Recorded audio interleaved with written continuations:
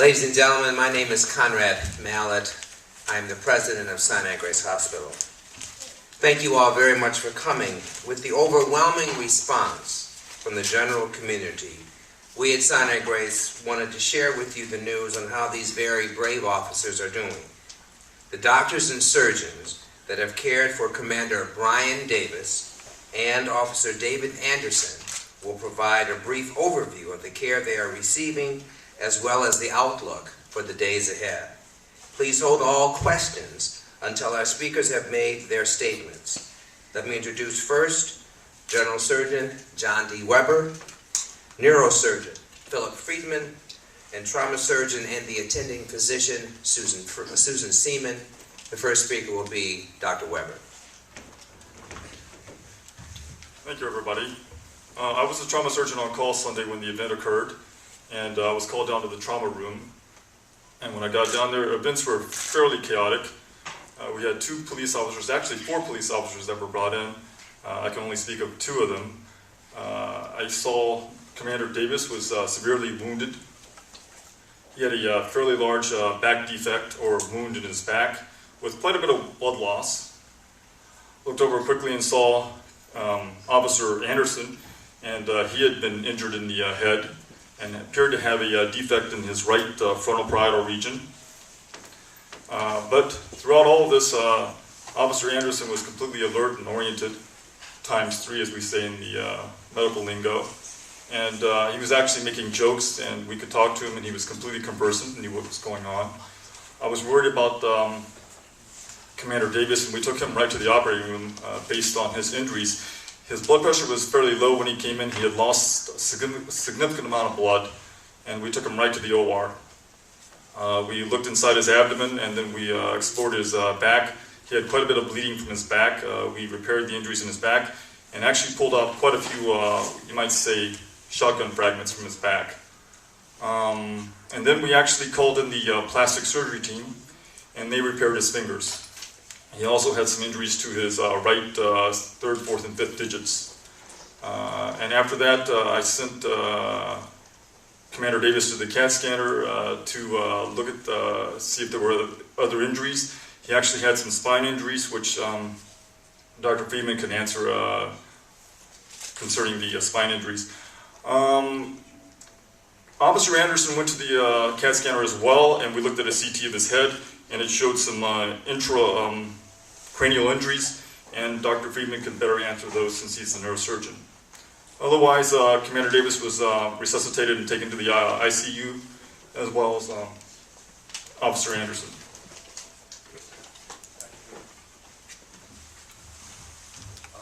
I was the neurosurgeon on call. As far as the intracranial injuries, I think Officer Anderson is extremely fortunate. The pellets did not penetrate the skull.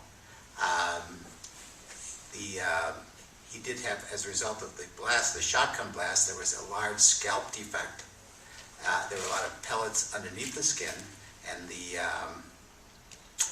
blast also caused a skull fracture, complex skull fracture, and there was fragments of the bone that were inside the skull. So yesterday we took him to the operating room. We did like what we call a craniotomy, or made a small trap door in the skull. Took out the bone fragments, and there was also a blood clot on the surface of the brain called an epidural hematoma. We took out that blood clot. The biggest challenge, he had a very large scalp defect, and we attempted to repair that.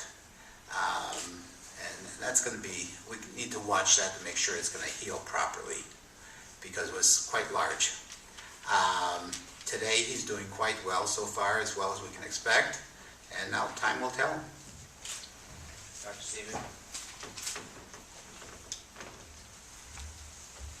Officer Anderson is recovering well. He is starting to move around, and we're getting him up and getting rehab to help him and assist him in moving, as well as Officer Davis. He also is, once we situated him for a back brace, and we're going to get him up and walk him around and basically get pain controlled and see how he does. But both are recovering quite nicely. Ladies and gentlemen, if I might, we have Mrs. Davis and Mrs. Anderson who are going to come up together to make a statement.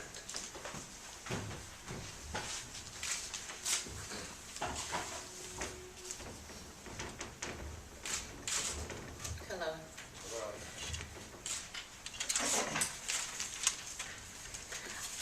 I just had to write some of this down because it was, although everybody's role was instrumental in helping our husbands recover, there were a few people, particularly I myself, wanted to thank, as well as my husband. I'm Tamika Davis. I stand before you today on behalf of my husband, my hero, and my best friend, Commander Brian Davis. I stand before you first as a wife, a grateful, proud, and thankful wife. I also stand before you as a proud member of the Detroit Police Department. My husband, Brian, and myself, and my entire family would like to thank each and every citizen, not only within the city of Detroit, but nationwide, for your continued prayers, your well wishes, and your support and encouragement.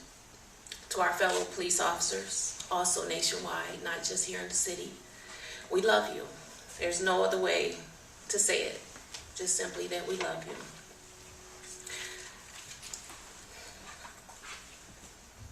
I have this bear here that was sent from slain police officer Brian Huff's son, Blair. We thank you. His wife, Melissa, a special thank you because you know exactly what we both are going through. Thank you for your encouraging words and your beautiful arrangements that you sent us. As a police officer, as a mother, as a wife, you never, being a police officer, your family might get that call, officer down, but as a wife, I never wanted to get it. Neither one of us ever wanted to get it. It's a terrible feeling, and everyone played a role in getting everyone here and doing everything that they needed to do.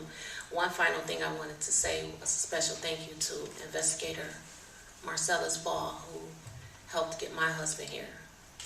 He quoted Dr. Martin Luther King when he spoke about my husband last night.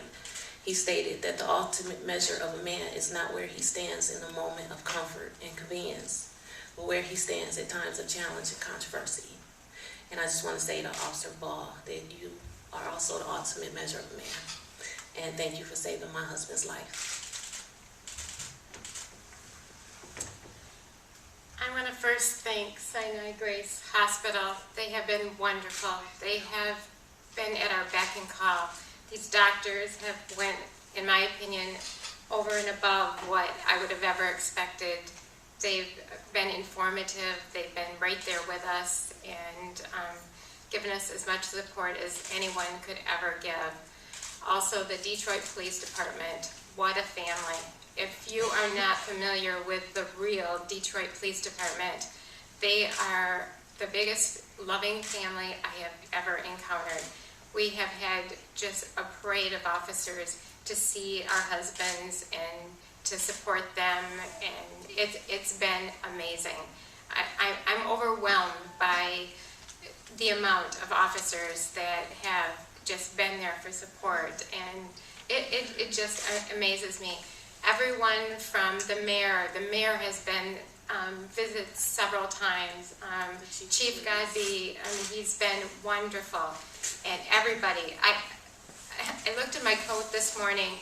I have a handful of phone numbers.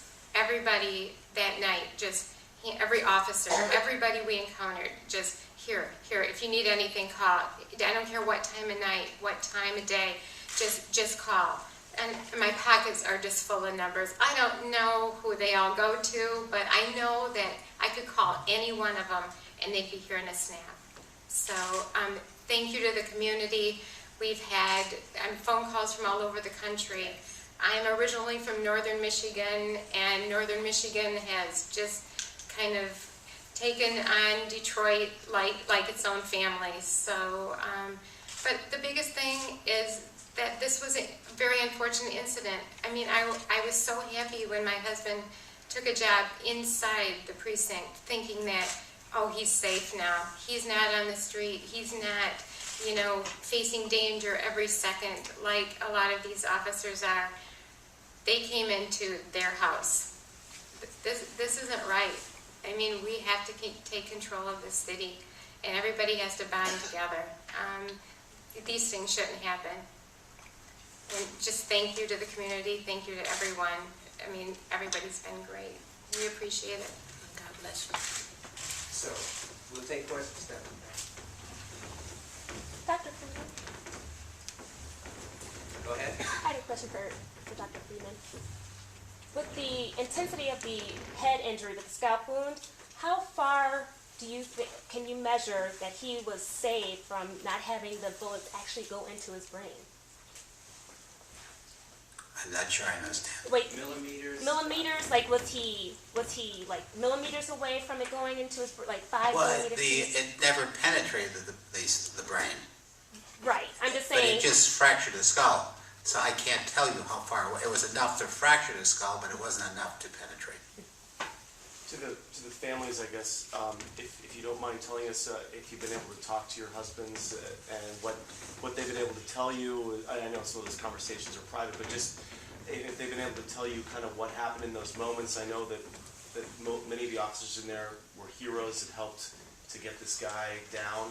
Have you talked to your husbands, and what have they had to say about that moment and how happy they are that they're with you today? My husband's very happy he's with me today. No, I did speak with my husband maybe about 5 hours after I got here, which was probably around 4:30 on Sunday. So later that evening, I did speak with my husband. He was not very coherent, but over the last 2 days, he's come around. Today, he actually stood up and took a couple of steps today, which was a big deal for us. As far as recollection of what happened, we haven't really gone into that. I'm letting him, process everything himself right now. But he was mainly concerned about the other officers that were injured and, how everyone was doing and his troops at the commands, or how everyone's holding up. That's his main concern right now. And I guess And that was the most amazing thing, is that the first words out of David's mouth was, "How's the commander?" I know he's in surgery. How's the commander? I mean, he wasn't concerned about himself, and that's the amazing thing that I've learned in these last couple of days with the Detroit Police Department. They don't think about themselves. There's not one of them out there that thinks about themselves. There's not one selfish officer out there. They're worried about, how's the other guy? I don't care that I have this big hole in my head. How's the commander? Is he okay?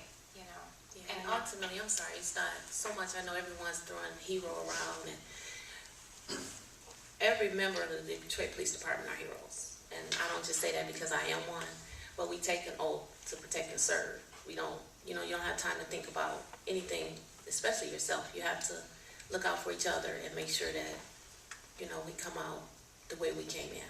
Tamika, could you talk about your husband's attitude about the profession he's in and what you expect him to do from here on out in terms of going out and doing it again? He's still in bed right now saying there's still work to be done. He's a man of great intelligence, and he has his, 25 plus years on the job, and ultimately he has to make the decision. He'll make the right decision that's best for our family, but right now he's still in a mode of, we got work to do. You mentioned Officer Ball. Could you talk a little bit more about what he did? That's something I'm not really going to go into at the moment, but he was instrumental. For your families, the last few days have had to be awful. What's been really carrying you through this? How can you, there's so many people who sympathize with your family because they can't really understand what you're going through right now. How can you characterize it, and what's been carrying you through this? Well, first and foremost, we're a family of great faith, so God, first and foremost, gets us through it, and I believe they're the same way from speaking with her and people that she's surrounded with. But just knowing that it always can be worse, God put them today, them there on the day they were supposed to be there doing what they were supposed to be doing, so that's what's most important, to feel like, everything happens for reasons, no mistakes. And I'm just so thankful. As I said, they're asking questions, how close was it? it's inches, you know, and every day for all these guys out there, it could be inches. And so, I mean, I feel like that I'm the luckiest girl in the world. I mean, after he came out of surgery and I talked to the doctor, I mean, I've been pretty giddy since then. As for your question about what did he feel, I believe, my understanding, I could be wrong, I mean, this is just my understanding, that he may have been the first one shot. He had not a clue. He was talking to someone, he felt like somebody hit him in the head with a baseball bat. He did not know he was shot. So that's, you know. Ms. Dave, have you spoken to any of the other officers that were there and asked them what happened, or either one of you, have you spoken to any of the officers that were there and asked them what happened, what they saw, and taken that in? We have, but I think that's a Detroit police issue. And have you all been did you both know each other before this happened? No. No, we we know each we're other like, now, though. We are best now, best friends forever. No, we Doctors? never met. Describe how the patients are today. Are they communicative? They sedated? How are they feeling? Both officers actually have a very good predisposition. They, of course, have pain, but they still have their humor about them. They're very appreciative of the community and the support, and they really are. They're just, you wouldn't know they were injured. They really both have very good positive attitudes, and they're very appreciative. How soon before they get to go home? I would say in about a few more days. It really depends on rehab and how they move around and tolerating pain. So I anticipate hopefully maybe by even as soon as the end of the week. For I believe it was both of them, Dr. you're saying? For both? Yes. End of the week. I believe Dr. Weber was talking about the spine and something coming close to the spine. Would you elaborate about that? Yes. Commander Davis had injuries, I believe, to T11, T12, and L1, the spinous processes. The spine is a column that protects the spinal cord, the vertebra. And these injuries, I think, are fairly insignificant and should not have any long-lasting sequelae. Correct. And I think the treatment for it is the TLSO brace, which is a kind of like a Roman vest that you put on over your torso. Dr. Weber, you said that you had to resuscitate. Did you lose him on the table? No, we never came close to losing Commander Davis on the table. We were ready to give him blood. We never actually transfused him blood, but we had O-negative blood, which is not cross-matched for his blood type, ready to give him if his blood pressure continued to drop. But we were able to give him IV fluid, and that's what resuscitation is. A couple liters of IV fluid, and we were able to get his blood pressure back up, and he stabilized.